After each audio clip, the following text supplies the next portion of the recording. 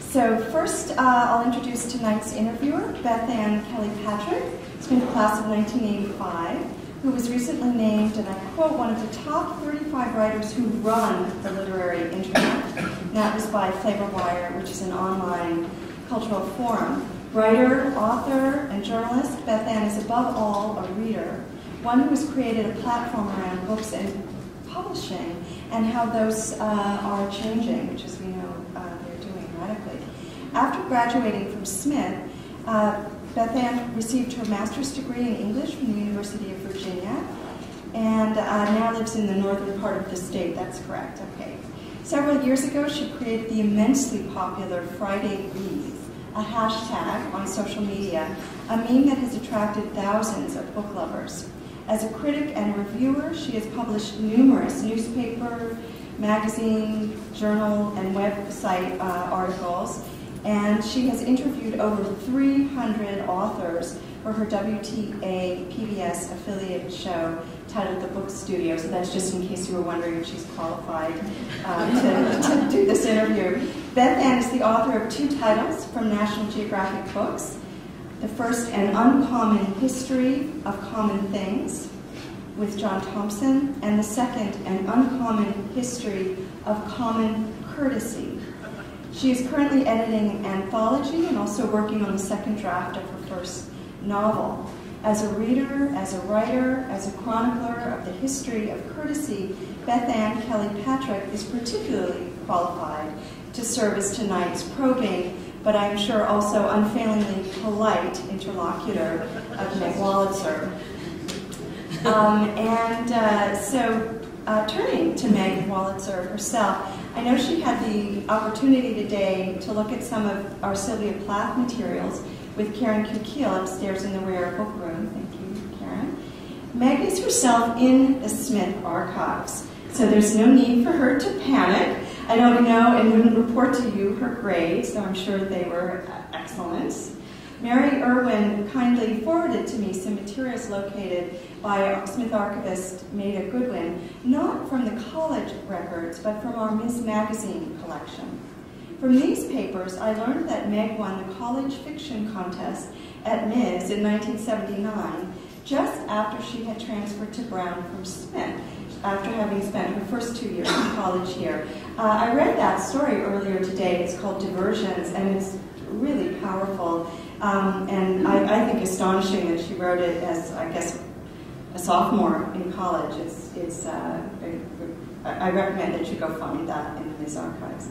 As many of you will know, Sylvia Plath also won a college fiction award at Moselle magazine, an experience chronicled not very positively in Plath's novel, The Beljar. Among Meg's most recent novel is Beljar, about students who are obsessed with Plath's novel. In a fascinating kind of pictorial layering, the cover art in part represents the cover art of Plath's novel. So on Wolitzer's cover, inset, is Plath's cover. And you have to buy the book so that you can study that cover. And you can do that here, book signing after the discussion. Meg gave a wonderful reading earlier today from her novel, The Wife, in which the narrator recollects her own experiences at Smith in the 1950s. And Meg noted earlier today, standing right here, that her impressions of that period were partly gleaned from Plath's journals, which were edited, in fact, by Karen Kukil, so we do keep circling around. I don't think there's a need to press any further on these subterranean Plath-Wolitzer connections, but I did want to say, speaking as the chair of Smith's English department, that we're proud of the remarkable writers who have passed through and perhaps learned something from our classes. Earlier today, Meg told me about 2 of the teachers who had a particular influence on her while she was a student here. Annie Jones, who retired last year, and Ron McDonald, who passed away over a decade ago. So I think we honor them tonight as we honor their student. Something we found yesterday in our own English department archive, which is to say some dusty bookshelves in the department office with a fairly random assortment of volumes, is this copy of Meg's 1999 novel, Surrender Dorothy. It is inscribed to Ron MacDonald, and I hope it will be all right for me to read what Meg wrote in 1999 to her former teacher. For Ron, with gratitude for your long ago, but still lasting good influence on this writer. What I conclude from that inscription is that although Meg Wolitzer left Smith, Smith has never really left her, and it's a pleasure to welcome her back tonight.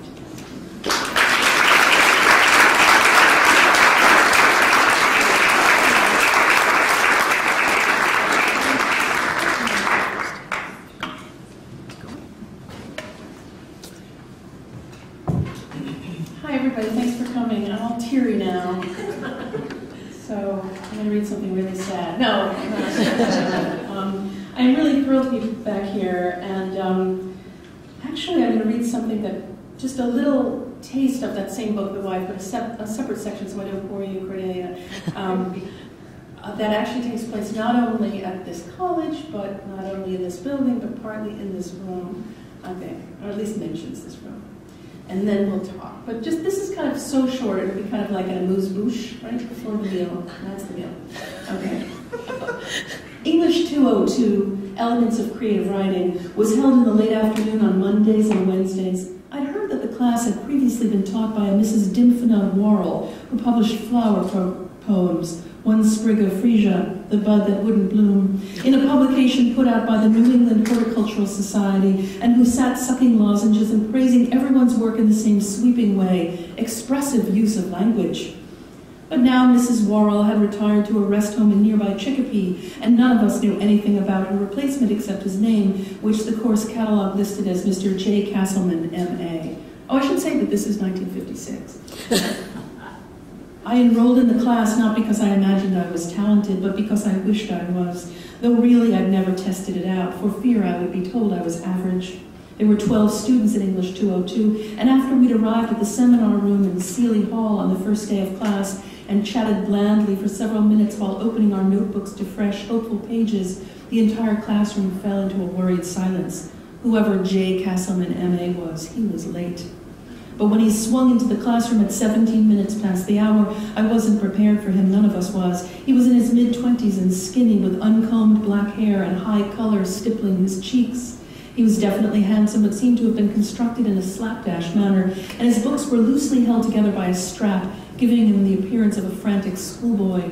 Professor Castleman walked with a slight limp, a hesitant scraping of one foot. "Sorry," he said to the class, popping open the clip that held everything together and releasing a burst of belongings onto the surface of the wide, glossy table. He took from his coat pocket 2 handfuls of walnuts in their shell. Then he looked up and said, "But I sort of have a good excuse. My wife had a baby last night." I didn't say a word, but several of the other girls began to murmur their congratulations. One said, "Aw," and another one said, "Boy or girl, Professor?" "A girl," he said, "Fanny after Fanny Price." "The Jewish vaudeville entertainer?" someone tentatively asked. "No, Fanny Price from Mansfield Park," I corrected quietly. "Yes," said the professor, "that's right, extra credit to the girl in blue." He looked at me gratefully, and I glanced slightly to the side, uneasy at having singled myself out. The girl in blue. My remark suddenly seemed so obviously vain and self-serving, and I could have slapped myself on the side of the head. But I had always been the kind of reader who marked up books and lent them out indiscriminately, knowing I'd never see them again, but wanting friends to read them, and to be as thrilled by them as I was. I'd owned 3 copies of Mansfield Park at one time or another. For some reason, I wanted him to know all of this about me. J. Castleman, M.A., brought from his pocket a small silver nutcracker and picked up a walnut. As quietly as possible, he began cracking nuts and eating them. Almost reflexively, he offered them to the class, but we all shook our heads and murmured no thanks. He simply ate for a few moments. "The thing is," Castleman finally said, "I always knew that when I had a baby, it would have to have a literary name. I want my children to know how important books are. And I want all of you to know that, too. Because as you get older, life sort of eats away at you like battery acid. And all the things you once loved are suddenly harder to find. And when you do find them, you don't have time to enjoy them anymore, you know?" We didn't know, but we nodded solemnly. "So I named my baby Fanny," he went on, "and when you girls start to become baby machines in a few years, I expect all of you to name your little girls Fanny, too." There was uncomfortable laughter. None of us had any idea of what to make of him, though we knew we liked him. He stopped talking, taking time to crack a few more nuts. And then in a softer voice, he spoke a little about the writers he loved: Dickens, Flaubert, Tolstoy, Chekhov, Joyce. Joyce is it for me, he said. I bow down before the genius shrine of Ulysses, of course, though I have to admit my heart really belongs to Dubliners. It doesn't get better than the Dead. Then Castleman said he was going to read to us from the final passages of the Dead.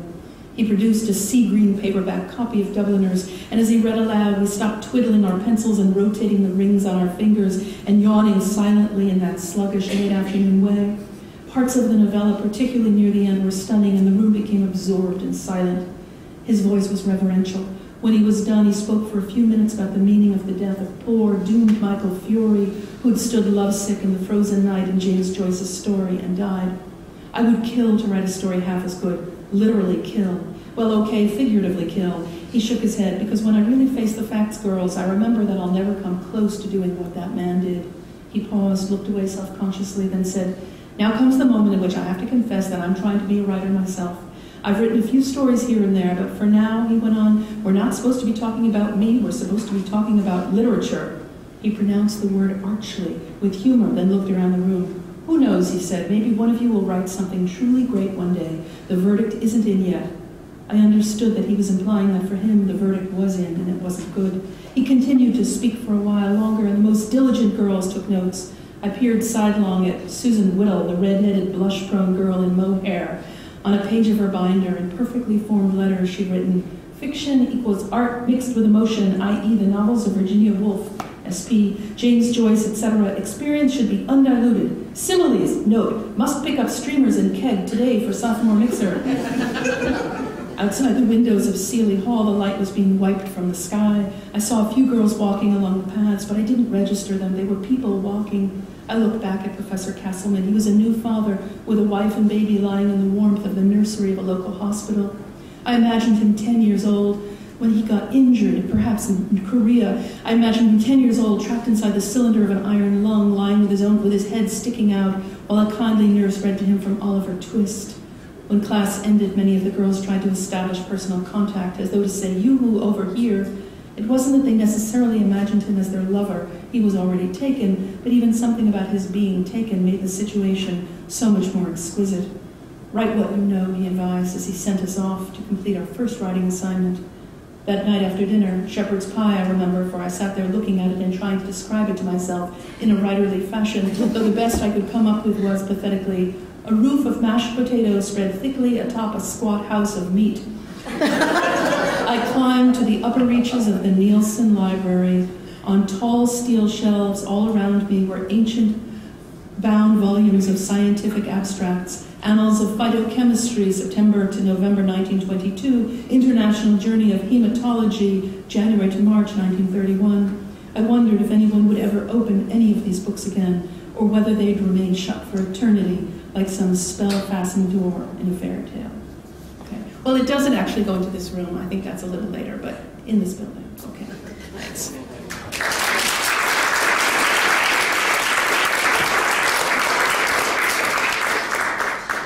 Thank you so much, Meg. It's funny, speaking about a fellow student's notes, I remember in one class looking over, I believe it was early English history with Lester Little, and she had sort of drawn a doodle of the Bayeux Tapestry, and I thought, what is she doing? And next to it, she'd written dry clean only. Oh, no. But really, this is the attention. It's funny what it wanders to. And so the first thing, since you chose to read from the wife, that I want to ask you about is recreating the Smith of 1956. Right. Since it's been a long time since either one of us was here, but certainly not wasn't that 19. Long. Not that long, exactly. There's a picture of me in my attic. Yeah. Right. So how did that come? How did you research that? Well, some of it, and I said this today, and I mentioned this to Karen, I mean, some of it really came about from having read Plath's journals. Mm-hmm. Just, you took in that atmosphere, and reading the Beljar, but if you read the journals, they give you so much of life back then. Mm-hmm. I felt that I could sort of do it with a little bit of aplomb. I'm a very poor researcher. I've never liked doing research at all. I joke today, but it's really true, that when I was a kid and we had to do outlines, I would write the Greeks, A, what they wore, B, what they ate. Like, I didn't understand the idea of how to do it and how to organize research. So I'm a bit hampered by that. I hope to be a little braver in the future. My new Corinthian novel, no.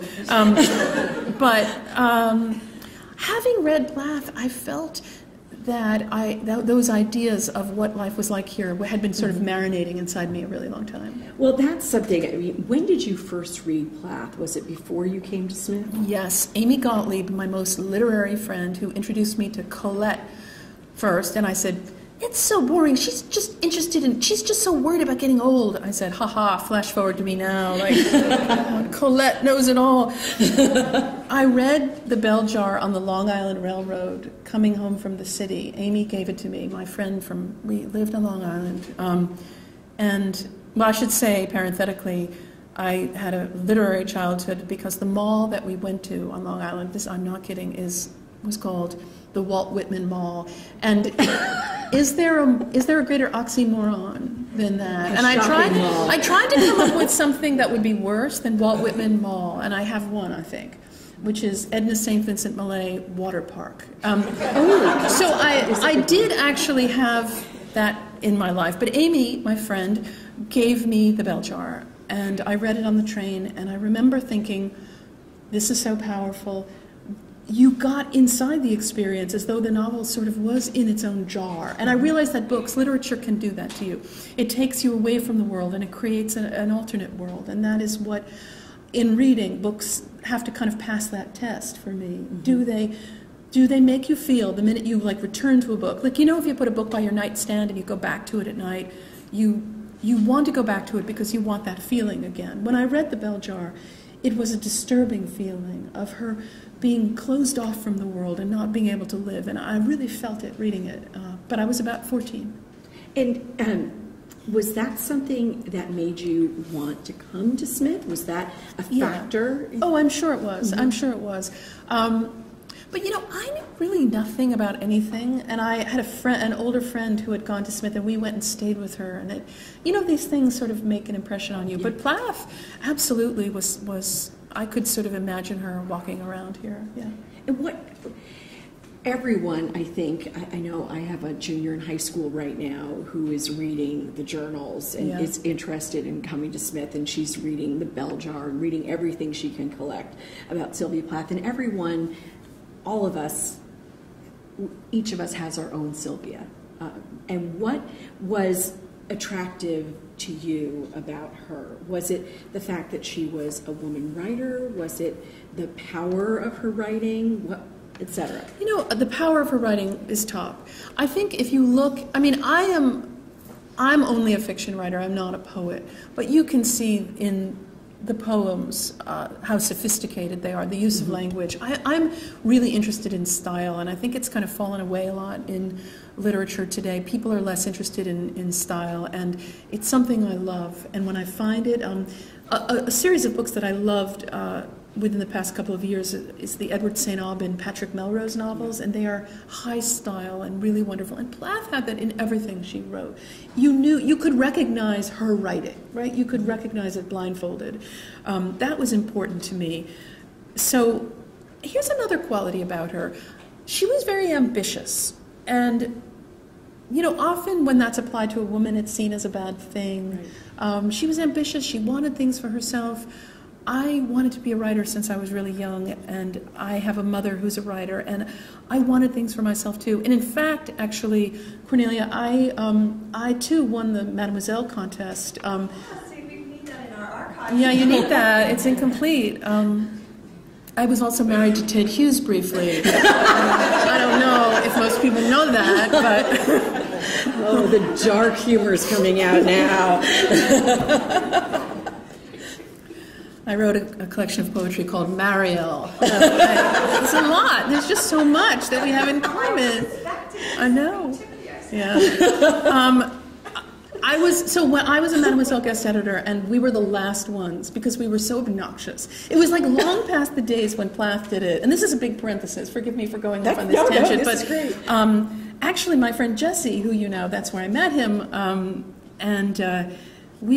they took us, just as Plath had to do. So for those of you who don't know, the Mademoiselle magazine was a fashion magazine that's long gone. It was like Glamour, but for sort of college sophisticates. Sassy. Right, and Ally McGraw was a model like on the Vassar campus, and it was supposed to be for the sophisticated, kind of literate woman, and they published amazing fiction. Magazines back then published amazing fiction. Women's magazines did. Red Book would have stories by Joyce Carol Oates, and on the facing page a picture of that horrible green bean casserole with the onion rings and the mushroom soup.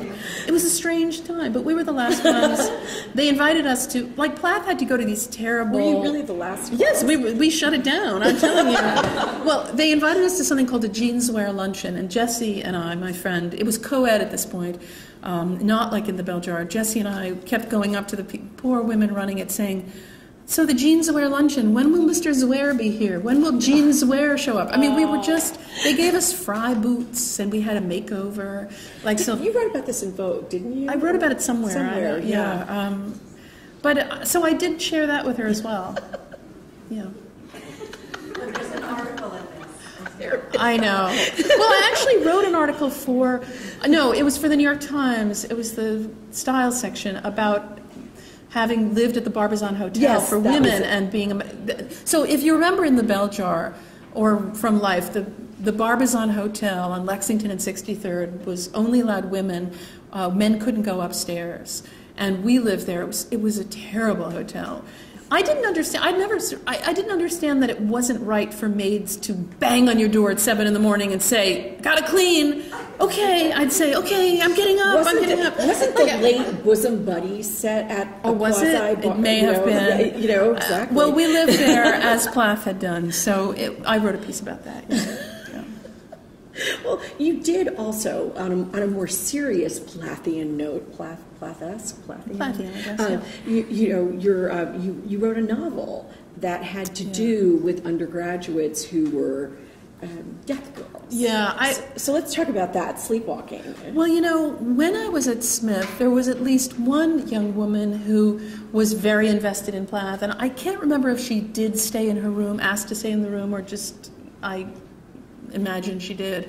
But at that point, this is 77, Plath has been rediscovered in the 70s, and it's in the territory of sort of feminism and the rediscovery of Plath. So Plath was in the air very much. Mm-hmm. And when I wrote my first novel, which I mostly wrote when I went to Brown, but I was thinking about, and I guess started here, it was called Sleepwalking, and it was about these three girls who are sort of, a little meanly called the Death Girls on the Swarthmore campus, and they each sort of worship a different poet who has committed suicide. And I use Plath and Sexton, and then I invent a poet named Lucy Asher, and my protagonist gets involved with the grieving parents of this poet.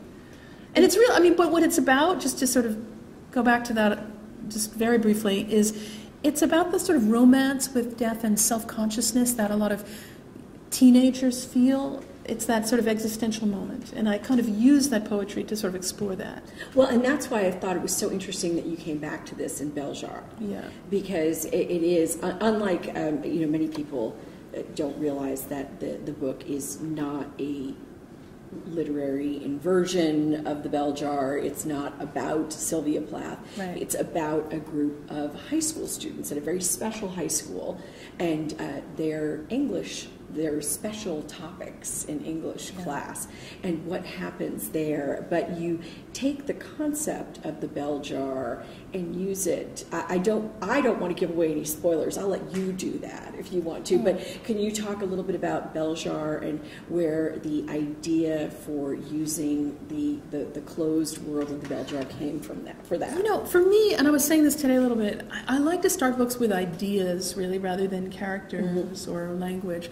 And I was thinking about how when you're a teenager, sometimes things that you think you'll never get over, you will get over, but you don't have a sense of the long view at all. And it's about a girl who's lost her boyfriend tragically and who is sent to this school for emotionally fragile, highly intelligent teenagers. I would have killed to go to such a school. But no, Syosset High School.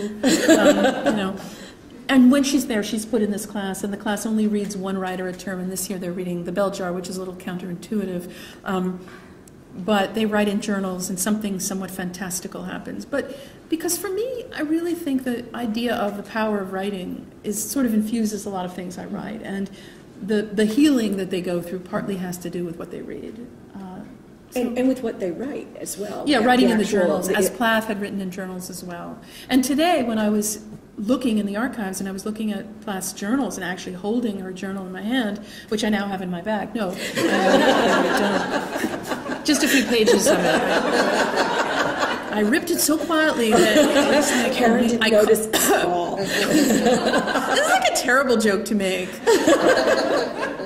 This is like joking at an airport at security. This is a horrible joke to make. I take it back. But seriously, when I was looking at the journal today, and there it was in her very particular handwriting, and you just see her as a young person writing things earnestly, I just was blown away by that. And it reminded me that every book begins with somebody having to figure it out. And I think that, writing Beljar, it was just about thinking about what do I care about as a writer? And this, because it's a YA, young adult book, what would I have cared about as a 13-year-old girl? Like, what's the book I would have wanted to find on the shelf? So I sort of try to do that. But a lot of adults are reading young adult stuff these days, too. So the audience is a real overlap of people. It is a real overlap, and it's very interesting because a lot of us talk about YA all the time, and there's some wonderful stuff. But then I just read one that's coming out in a few months, and it was awful, and it reminded me, and I'm not going to say anything more about it except that it reminded me that writing YA isn't easy. Just because it's young adult doesn't mean that it's something that is, that flows off the pen. So was it difficult for you to... Well, all writing is like a nightmare. I mean, all writing is difficult. It's a challenge because you set up a challenge for yourself and then you have to satisfy it. But you have to write a book. I mean, I think revision, I talked about this again today, revision is so important. Revision is so powerful. You can save yourself from the worst things that you almost allowed to get published. You can look at them again and see, what it really should be. And that's the moment at which you get kind of ruthless. And this is true for those of you who are writing papers even, or those of you who want to be writers, but some of you who are students. Just revision is the greatest thing. It just allows you to sort of see yourself really kind of, to look with a cold eye at your work, which we often feel so protective of. I mean, I feel sometimes like my book, it's like if you have a kid and you go to the playground and somebody else is with your kid, you can see your kid from a mile away, you pick out their face. I feel that way with my book cover in an airport, What do you mean, man, you're buying John Grisham and not my book? Like, go back. There it's so close to you, and yet you're going to the John Grisham, right? You feel prodigy. Right. You feel very protective of your work, but when you're revising, I think you can't. You have to be tough and cold and see what works and what doesn't. So I, of course, did that with Beljar as much as I did with all my books. Well, and I want to, speaking of the interestings, I want to get to that. Happen to have a copy right here. For visual aid. For visual aid, exactly. But I do want to talk about ruthlessness again for a moment. And that actually segues into the interestings very well. You knew you wanted to be a writer. You knew you wanted to be a creative writer. And so you left Smith because at the time there were not that many creative writing resources here. Right. And that's why you went to Brown. So did you find the support you needed? And tell us a little bit about starting out as a novelist, especially someone who famously published as an undergraduate. Is that correct? The Ms. magazine story was published when I was in college, and I won a 17 magazine contest. Right, too. exactly. Yeah. So, what did you find that support? Did you find the things to set you on your path, or was it a further process? I have to say, I got so much out of being at Smith. I really want to take a moment to say this. Quite a lot out of being here. As much out of being here as I got at being at Brown. I mean, it's really true. I had professors who changed my life, and in fact, somebody I was having dinner with tonight had been in this class that I took, and we couldn't believe it when we realized we were in Ron McDonald's class, this freshman colloquium, where we read Absalom, and read The Great Gatsby. There's no writer on earth who hasn't been affected by reading in a very powerful way. And the things you read when you're young, and I count, being 18 as being young, God knows. The things you read when you're young, what's so important about them is that they are firsts. And I had come from, my mother's a writer and was a great influence and help to me, but I hadn't read things like this yet. I hadn't been in a class where people talked, thought about writing, about reading, about things they read, picked particular passages, were moved by them and spoke about it. I hadn't had that experience at all. I took some writing classes at I took John Irving's writing class at Mount Holyoke and Mary Gordon's at Amherst. So I used the 5 college resources, and I was the editor of the Breakout Review, which Plath wrote for, and was she editor, or no, she just wrote for it, the literary magazine. It's still here, yes? Okay, good. So I really got a lot out of being here, but I kind of felt at that point I'd been reading about Brown having more creative writing resources, and I studied with John Hawkes, who was really terrific there as well. But I look at this all as being of a piece. I feel sad about having left, but I got a lot when I left as well. But it wasn't like everything changed. It was a continuation of, if I'd stayed, I think I'd still be the same writer. I really do. Oh, that's wonderful to hear, especially because one of the things I also wanted to ask is about following that path in today's culture, and for any students who are here with us tonight who are thinking about following the path of writing. Well, there's a scene in The Wife where an older novelist comes to this room, I think. God, I wonder if I could find it really fast. I don't know at all where it is in the book, but all right. Talk amongst yourselves. But basically, she tells Joan, here, the following Wednesday evening, I went to the reading room, of the Nielsen Library to listen to Elaine Moselle. Someone from the English department gave a brief introduction, and then the writer, a big and blousy, fair-haired woman with a purple scarf at her throat, stood at the podium. "This is from my novel, Sleeping Dog," she said in one of those voices that seemed to have been extensively primed by alcohol and cigarettes. I recognized the timbre and admired it. Nobody I knew really talked like that. "I know most of you haven't read it," she went on, "because it's only sold 1,503 copies despite so-called rave reviews. And most of those 1,503 copies," she went on, "were bought by my relatives, who were paid handsomely by me." There were a few uncertain laughs, including mine. Whatever her book was like, I wanted to admire it. This suddenly seemed to be an important goal, and when she began to read, I was relieved that, in fact, I could admire it. It was the story of a girl's sexual initiation on a farm in Iowa, and Elaine Moselle used graphic language about the way the new farmhand pushed himself into the girl as they lay together in the hayloft. This wasn't a domestic novel. It jumped outside the world of the girl's farm life and even graduated into some actual detailed facts about corn and soybeans, and very briefly about the history of the John Deere Company. Afterward, at the small reception, she stood in a corner of the room with its thin carpets and its old rust and sepia-colored globes, flanked by 2 faculty members, a man and woman. All 3 were talking in loud voices, though Elaine Moselle was the loudest of all. She didn't have to perform anymore tonight. She didn't have to stand there talking about sex and irrigation. She didn't have to use the word thresher anymore. She was knocking back some whiskey, and while the other faculty members seemed to grow subtly drunk, Elaine Moselle became obviously so. So anyway, the professor introduces her and says that the narrator is an extremely promising young writer. She looked me over. I felt convinced that her eye went right to my stupid safety pin on my dress. I wanted to say that I plan to read the rest of her novel on my own. "Good for you if you can find it," she said. "I'm afraid you'll have to dig through lots of piles of loud male songs of innocence and experience, and then maybe you'll get to my little tale buried at the bottom." So she basically tells her not to be a writer, that it's a disaster. So if any of you come up to me tonight, no, you're not going to get that. You're not going to get that from me. Thresher. Yeah. Don't use thresher in your work. And don't use the phrase arms akimbo. That's the best advice I can give you. There you go. If you got one thing from tonight, New York publisher is going to go, "We would have taken this book except you used the hackneyed phrase arms akimbo." Oh, the pearls of wisdom. Here's real advice. There's a great essay by Zadie Smith called "Fail Better," and you can get it online. I think it was published in the London Review of Books. And she talks about the novel and the responsibilities of the writer and the responsibilities of the reader.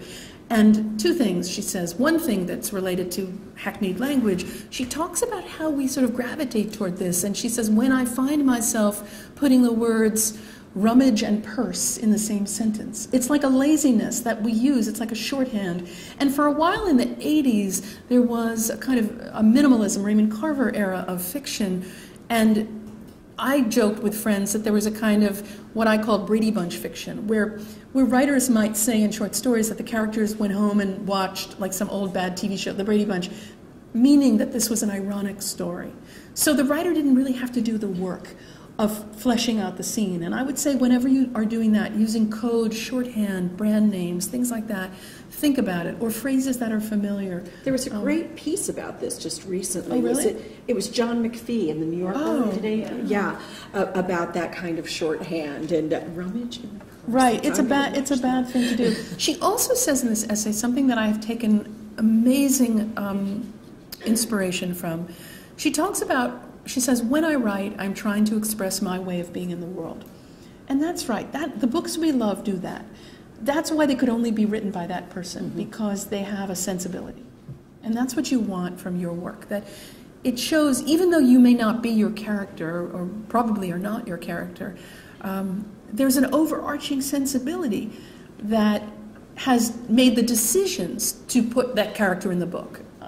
That's the perfect lead into what I wanted to ask you about next, because when you decide to become a writer, then there's also life that comes along with being a writer, just like it does for all of us. Right. And some of the things that you write about do occur in your own life, and one of the challenges for women can often be family. Right. Having a family, not having a family, what your decisions around that are. And so I wanted to just speak briefly, because we have to get to the interestings, about the 10-year nap, because I thought it was such an interesting, well, first of all, it's such a great phrase, but it was such an interesting book for you to write, knowing that you'd been writing all that time, but you'd also been observing women and also feeling some of that, even if you weren't actually napping.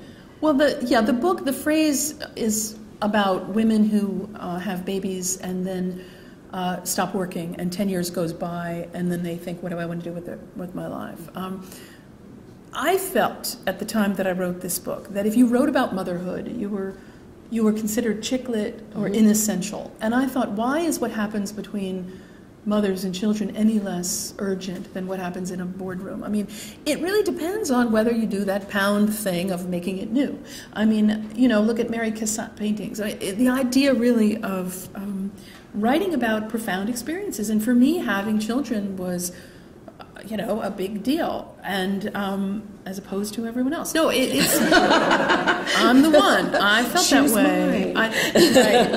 It really was, it's shocking that you give birth, first of all, and then you have this child and your life changes and all of those things. And I thought, am I not allowed to write about this? Do I have to set every novel on a sloop, in order to be seen as important in some way? No, I've set no novels on a sloop. But so you never know. But I wrote about women and children. And the thing the mandate for myself in the book, The 10-Year Nap, was that none of my main characters had a job. And I had noticed something very much, which is that how in America, we judge people very quickly on what they do. We ask people, what do you do? And if you go to certain countries in Europe, people would never dream of saying that at a dinner party, because you're not judged in that way. And what would it mean if the characters were sort of released of their profession to sort of hide behind in some way and just had to be themselves? And some of the women in the books, somebody told me a story. She used to be like a CEO and left, some unforgiving, terrible company that wouldn't give her enough time to work part-time. She couldn't make it work. Being at a dinner party next to a man who, when he found out she was home, and she was a brilliant, interesting person, she saw his eyes wander off when he saw that she didn't do anything. He couldn't imagine that she'd be interesting. And that was a challenge. But you have to let people actually sometimes be boring in a book if you want it to be real. Boring. We need to talk about something more my boring novel? Interesting. What?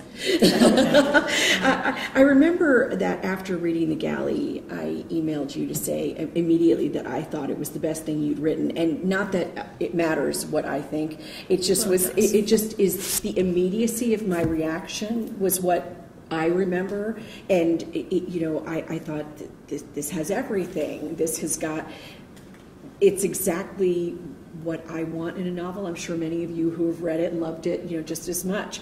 And what does it mean to have a breakout book for the author? What does it, not that you need to explain what a breakout book is. Well, my friends tease me that I'm like a 30-year overnight success. I've been doing this, as you know, since I was in college. And when I first began writing, long before then, I had a first grade teacher named Mrs. Gerby who would invite me up to her desk to dictate stories to her because she could write them down a lot faster than I could. And I was sort of like an executive, and she was like my secretary. I'd be like, take a letter, Mrs. Gerby.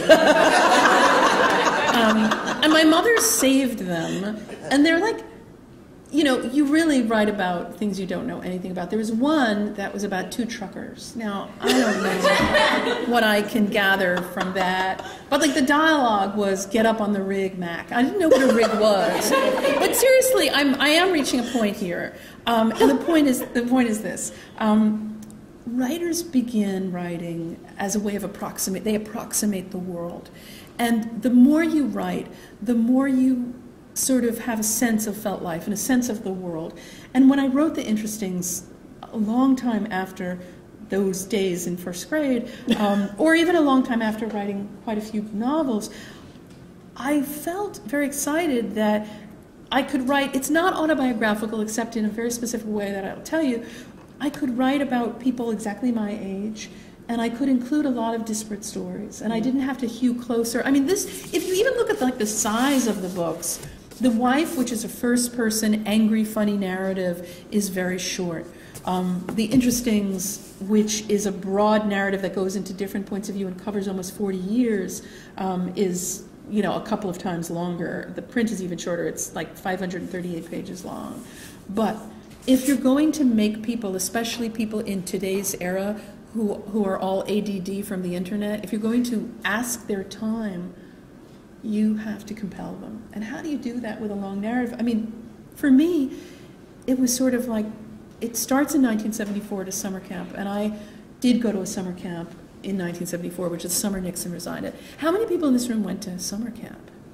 Oh, like a lot. And although not everybody, but the thing that I feel about the book is that it starts in summer camp, but it takes the characters up through the disappointments of middle age. So I guess I would say, how many people here have experienced the disappointments of middle age? Oh, now everybody can relate. Now everybody can relate to this book. You see? So I get them all. I love the idea of telling the whole story, not just how people begin. I wouldn't have thought to do that when I was a young writer. I wouldn't have thought it would have been set like at one summer. It would have been called That Special Summer. No, it wouldn't have been. It would have been called Akimbo when I was young. But now, the title is an ironic title. These characters who meet at a summer camp, at a very arty summer camp, and I went to a camp just like this in Stockbridge. God, we did, Marat Sade, and our hands were purple with batik, and I was in every play. I was so bad. I was a terrible actress. I wanted to act, but I had one voice that I used regardless of what play I was in. And I call it my Katharine Hepburn voice. Mother, where are you? Where are you, Mother? I'm like, I was terrible, but I loved being Mrs. Gerby. Yeah, I loved being on the stage and around the theater, banging, props together and being with these friends. And they were so much more sophisticated than I was. I knew nothing. I mean, although that summer I started reading good things, and I carried a copy of The Magic Mountain, like with the title out, so people could see it. So I just carrying it around. Look at me. I also was keeping a journal, and I was so bad. I mean, because I was going to be like a lesser member of the Bloomsbury, the Syosset branch of the Bloomsbury Circle. Today I watched Bewitched. It was like what was going to be in my journal. But after a while, I got bored keeping a journal, so I stopped keeping it. And then I felt very guilty, like, what if I got famous later? So, I had to fill in the journal. So I went back, and in every page I hadn't written anything, I wrote, nothing happened today. So, get that for the archives quickly. I just put in everything I'd been sort of thinking about for a long time, about growing up, about what happens to talent. I was really affected by that fantastic series of films, the Up films, 7 Up, 28 Up, if some of you have seen them. They're on Netflix if you look up. So this British filmmaker, Michael Apted, started filming a group of British school children every 7 years. And now the most recent one is 56 Up. and you see what happens to people over time. And I just wanted to do that, and I couldn't have done that as a younger writer. So there are some benefits to getting older, definitely. There are AAP discounts. That's right, the AARP little bag, you know, the little fanny pack. Yeah. That's that's a big benefit. But one of the things that I'm fascinated by in this book is that you address class envy in modern America, and not just class. There are writers I've seen who do that to greater or lesser success, but you talk about this between friends, and it's really scary. You know, the last time I've seen it done like this is Crossing to Safety. Yeah, people have mentioned that to me, that book. Here's the thing about envy. There's this kind of quiet envy that people have for people they love. And it doesn't get really spoken about because there's a lot of shame around it. But, you know, like a friend could call you up and tell you something really wonderful that happened to their kid, say, and you're feeling really happy for the friend. And there may be a moment, though, a turning point when you think that didn't happen to my kid. And I kind of think of it as it's the ego sort of asserting itself like a moose head mounted on a wall. Oh, it didn't happen. You know, we weren't talking about you. But we're made of ego. It's a terrible thing. We fight it. But it doesn't make this character bad. The way we often see envy described is in very overt terms. But this is the kind you wouldn't want anyone to know about. And I think, and it has shame. And shame has a lot of heat around it in terms of writing. You go where that heat is. And I think writing about shame is, every writer I know feels a lot of shame all the time.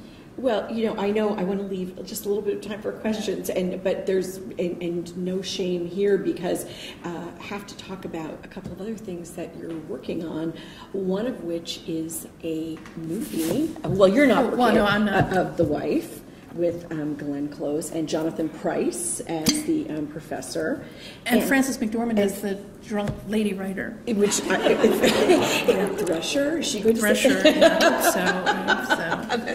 And that's pretty glamorous. You're also working on a podcast with Ron Charles, the Washington Post book editor, and so you've got quite a bit going on. I mean, our writing life isn't always just about writing. So how do you put it all together? How do you were talking about this a little bit at dinner, that, you know, you could only do the podcast every couple of weeks because you need to write a novel, and you are working on one. It's sad that you really that you're one person, you know.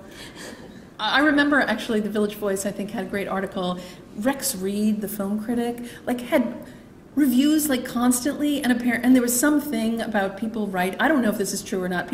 If people wrote his reviews, but the heading was called "They Call Themselves Rex Reed." I don't know. I would like to have a fleet of cobblers. I don't really know. He probably wrote all his reviews, but this was just a jokey thing. But you have to make choices about where you want to spend your time. And I think that one of the things, well, actually, when I had kids, I realized that when they slept, you know, you're supposed to sleep, but if you're a writer, that means you're supposed to work. So I find that deadlines and things looming make you work better, rather than the endlessness of time. So I am very productive, but I have to kind of make some hard decisions about, you know, saying no to things and going. One thing that's hard is that you get invited to a lot of places if you're a writer, and there's some that are really interesting. Like I'm going to Montenegro this summer because the State Department invited me, and I sort of practically had to look up exactly where it was, and I would not have gone. But now, not only am I going, but you know that there's going to be a Montenegrin section of a book. I just like to say Montenegrin. I mean, Montenegrin. No, but I'm doing a podcast and about books. So it all feeds into what you do. I think if things feed into things that you're energized about, it's okay. Absolutely. Well, again, how are we? Do we have enough time for? Okay.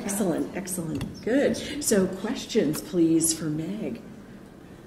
Or for Beth Ann, too. That's right. Anything. Ask us anything. Yeah, so run back there, or no? Nothing? We can just go on talking. I can't believe there are no questions. That would be a first. Oh, there is. Okay, yes. This is a terrible question to ask a writer, but which is your favorite book and why? Of all your books. Well, I am fond of the interestings, I have to say. Because I had that experience at that summer camp where I met my closest friend, by the way, and I felt my life kind of starting in a way, like it was like a match was applied to flint in some way. So I feel a sort of sentimental attachment to that. But then the book became not me, but I was able to put in some things and think about things I hadn't thought about in a long time. These two, I guess, the wife, they're very different. You know, as I said, the one's in first person and kind of funny, angry, the other's in third person and kind of reflective. But they are kind of sides of myself in a way that I was able to be more real and less afraid. I get afraid of what do people think and what will they say and all of that, and it's a terrible quality to have because they do say things and they do think things, and now that there's the internet, boy, they...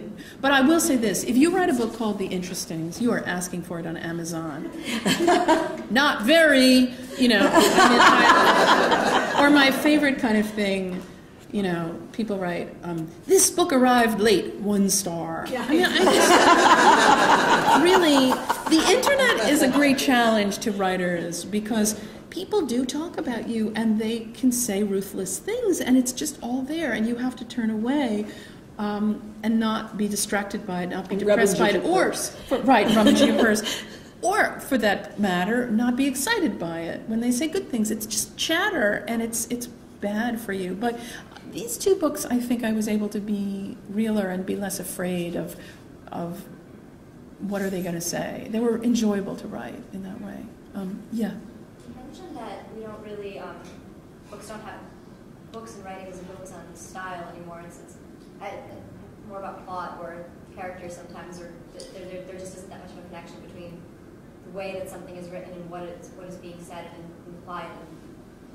Well, I meant that people don't emphasize it. There's a lot of it being written, I think, but... Right. But what do you think that does, what do you think exactly we lose when we take the focus away? Because when we study literature, we study the connection between style and meaning. But what do we lose as a generation of in a generation of literature when we lose style? You know what? I think that there's the danger of reading fiction the way you read nonfiction, which is to get to the point. Because in fact, for me as a reader, the point is part of it, but it's what happens. It's like, you know, Madeleine L'Engle's idea of the wrinkle in time. It's the wrinkle, really, that is what literature is. Changed my life. Sorry. Yeah, and mine too, absolutely. Because it's the moments between, it's the lingering. Fiction it's like being suspended in something. It's not about getting to the point. You know, you can read we read literature for knowledge. You know, you go to an article on Wikipedia for information. They're different. They're different kinds of things. So I think the lingering allows you also to form new ideas as you read, too. And I think that you lose all of that. It's just about the point. So I don't know if that made sense to you. Yeah. Yes. I had your mother as a teacher twice, and I loved it. And I wondered if you could tell me what her influence on you was and how it is. It seems uncommon that a child of another writer is also a successful writer. I can't think of too many. Kingsley and Martin Amis? Yeah, it's pretty unusual. How did your relationship work with your mom? Virginia and Beverly Wolfe? No. My mother is named Hilma Wolitzer, and she's fantastic. And she was a late starter. I was an early starter. You know, I had my first book at 22. She had her first book at 44. The family joke was my grandmother was going to have her first book at 88. It did not happen. Knishes, a novel. No. So I'm kind of thinking now, hey, ka-ching. My mother was always supportive of me when I was young. I mean, it's the greatest thing. It was the greatest gift that I could have. I would bring her things, and she would read them and would say, that's wonderful. And she never... here's something that I put in the Interestings that did happen in life, which is I gave a reading once, and during the Q&A, a woman stood up and said, my daughter wants to be, I think it was a playwright, and I just know that it's impossible to make a living as a playwright. What should I tell her? And I said, well, is she talented? She said, she's amazing. And I said, is this what she really wants to do? And she said, yes. And I said, you know, you should tell her that's wonderful, because the world will whittle your daughter down, and a mother never should. And I believe it. I think that my mother never did. And, you know, it's like you have to deal, people put lives together in all kinds of ways. They teach, they have day jobs, they do whatever they do, and they still can call themselves a playwright. She gave me great things to read. We had really good books in my house. My mother had never been to college. Her parents didn't think it was important. So she started late. She has an innate sense of style and language. And we both understood, like, why a line was good. You know, and I was just telling her, actually, about a friend of mine. Oh, Amy, who gave me the Beljar, has her first novel coming out. And I was just started to look at it. Amy Gottlieb, it's coming out, I think, in the fall. And I was just looking at it, and she had a line in which a girl was sitting in synagogue, playing with the buttons on her mother's blouse, which she turned like knobs on a radio, as if they were knobs on a radio, and she alone controlled the frequency. And that's like, ooh, I thought, why is that good? I know it's good. I don't even have to question why it's good. But, you know, if an editor wanted to get to the dramatic moment in that, she would have maybe cut that, and it would have been a terrible mistake. My mother had an innate sense of language, really brought me toward the good books and encouraged me, and never sort of said you should take the LSATs, just in case. Although I did, and I did very well, and I'm starting at McCann Kerber next week. You know, I'm a writer because I could come up with the name McCann Kerber, which sort of doesn't quite sound like a law firm. I would edit that in my revision. It would be a little better than that. That would be a great moment, though. Meg Wolitzer announces her new I'm legal quitting, career. Yeah, to branch out more, podcast, lawyer. Yeah. Any other questions? Yes. I enjoy your humor, and I'm sure you enjoy your literature. I have not personally had the pleasure of reading you, but it's apparent by your reading the presence. Oh, thank you. What do you? I didn't mean to be funny. I'm sorry. Was there a question there, or? Okay. You know what I think about? Okay, actually, I have something to say about humor. We sort of don't respect humor in American fiction. We sort of see that humor needs to be so separate from what's serious. But of course, if you look at writers, that's not the case. If somebody like Philip Roth, who's a writer I've really loved, it's like the idea that the meat and potatoes need to be separate on the plate seems to me really a wrong way to view it. Humor in a joke is very, very different from sort of humor in literature, which comes out often from character or from the absurdity of a situation. And I guess it's how I've always sort of seen things. So if you're writing, for those of you who are writing and you feel that yourself, who you know yourself as, who your friends think of you as, when you try to, who in here is writing? Very few people like to admit to this. I feel like if they do, they're going to run into somebody at the supermarket. Hi, Madge, I thought you were writing. I haven't seen anything of yours published. You know, said you were writing. I noticed that the actual writers I know who are in the room didn't raise their hands. Oh, that's funny. Well, the thing is about writing, I would say this, you didn't ask me for advice, but I'm giving it anyway, which is that self, that you know yourself as, that people think of you as, and you think of yourself as. If you're leaving it out because you think you should just be lyrical, or this is what a book should feel like, I think putting it in is going to be an exciting moment when your work becomes more of you, even if you're not the character. Remember that Zadie Smith line. You are, the sensibility. When I write, I'm trying to express my way of being in the world. The choices that you make are your way of being in the world, even if you haven't had the experiences of the character. Put it in, I would say. And sometimes that's humor. So. Anything else? Yeah. I'll ask a follow-up question to Kathy's question, or actually really to your answer to Kathy's question, which is that for these two novels, you said that you were less afraid somehow. So how did you get there? What made you less afraid or self-conscious? It's something I've been talking about and thinking about for a really long time. My friend Peter Smith, who's a writer who lives here, he and I talk a lot about issues of sort of boldness and how important they are. You know, I kind of feel now like if I had a mantra, it would be, if not now, when? Really, it's true. So being afraid of what people will say. I once did a panel at a book festival with a couple of writers, and one of the writers had just had her first book out, and there were famous writers on the panel, and she turned to everybody afterwards and said, how do you write the things you do? I can't bear the idea of facing the other mothers at my children's school. And I thought, you're going to not write about things because of people you may or may not even like. I mean, you have to make choices, and you have to be strong about that and kind of be above it. For me, writing fiction actually gives me the kind of Wonder Woman sort of bracelet of power. It's all a novel. Because otherwise, I mean, and writing about certain things like sexuality and sex, if you do that in your book, that's a whole other thing, because sex in a novel, I wrote a book called The Position, which is about 4 kids whose parents write a kind of joy of sex book in the 1970s and what happens to them when they grow up.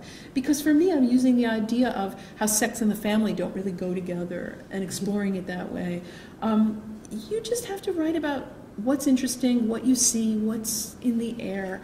And I guess I grew up a little bit and just got tired of the me who felt like a Roz Chast character. Oh, I can't, you know, I didn't want to write that way. And some of my early work had a little bit of that in it, and I didn't want to do that anymore. And I guess just with enough encouragement from people I cared about, I was able to not be that way.